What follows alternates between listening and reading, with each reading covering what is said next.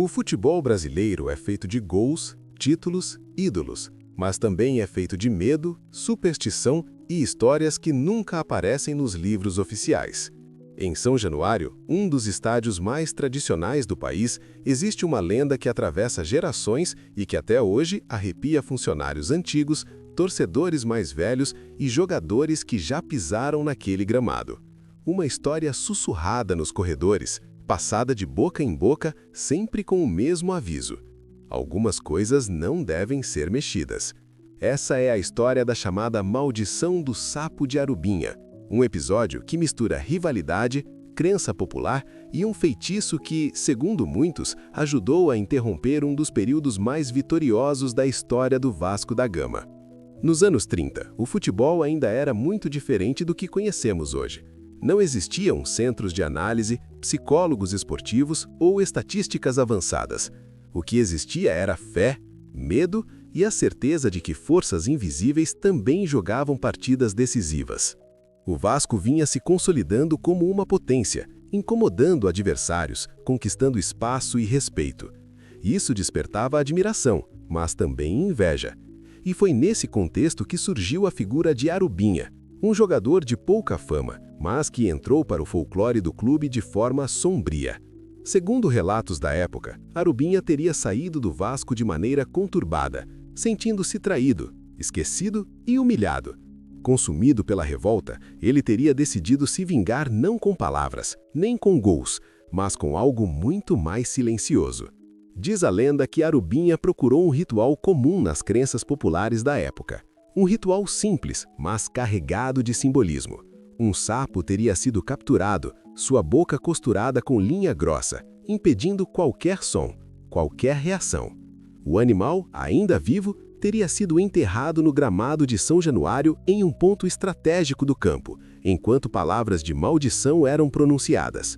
O objetivo era claro: silenciar o Vasco, calar seus gritos de campeão, impedir vitórias dentro de casa. A partir daí, algo estranho começou a acontecer.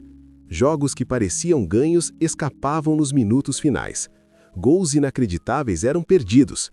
Jogadores relatavam sensação de peso, desconforto, como se o campo estivesse diferente. São Januário, antes um caldeirão, passou a ser um lugar de tensão.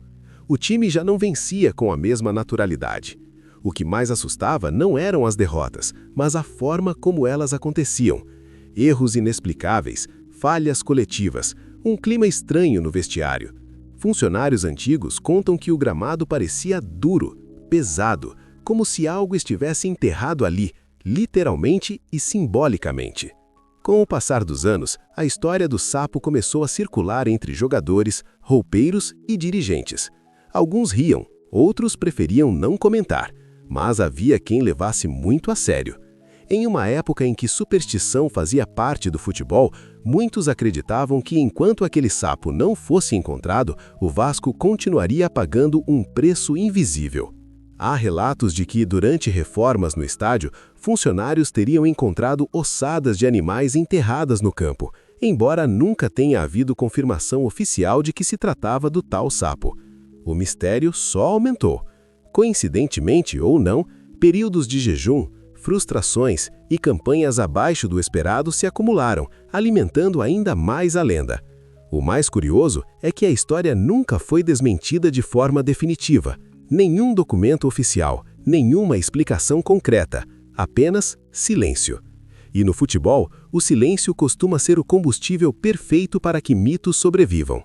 Com o tempo, a maldição do sapo de Arubinha deixou de ser apenas uma história de vingança pessoal e passou a representar algo maior, o peso psicológico que um clube pode carregar. Jogar em casa, que deveria ser uma vantagem, virou um desafio emocional. A mente dos jogadores, consciente ou não, era afetada por aquela narrativa. Porque no futebol, acreditar que algo está errado já é suficiente para que tudo comece a dar errado.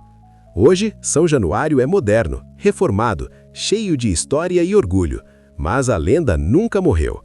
Até hoje, quando o Vasco vive uma sequência estranha de resultados em casa, o nome do sapo volta a circular nas redes sociais, em rodas de conversa, em comentários irônicos que escondem um fundo de crença. A pergunta que permanece é simples e inquietante. A maldição do sapo de Arubinha realmente existiu?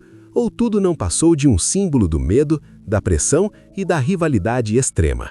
Talvez nunca saibamos, porque algumas histórias não sobrevivem pela verdade, mas pela força com que são acreditadas.